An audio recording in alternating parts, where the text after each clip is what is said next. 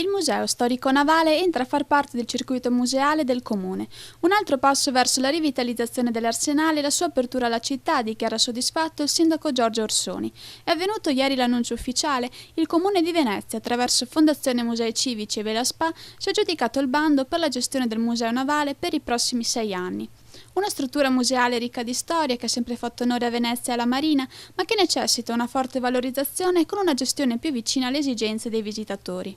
Durante la conferenza stampa, le autorità comunali hanno spiegato il suo inserimento negli itinerari museali e le varie modalità di visite. Tuttora il Museo Navale è gestito da volontari ufficiali in pensione ed è aperto solo qualche ora al mattino, chiuso le domeniche e i festivi. Con la gestione comunale si prevede di garantire aperture pomeridiane e festive e integrare il personale dei volontari con quello dei musei civici. Tra le novità previste ci sarà anche una riprogrammazione delle funzioni di biglietteria e il coinvolgimento di partner commerciali per servizi di merchandising, bookshop e caffetteria.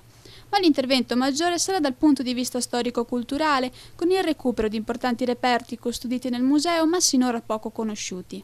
Adesso il grande progetto muove i primi passi e i finanziamenti a disposizione per il centenario della Prima Guerra Mondiale potrebbero aiutare.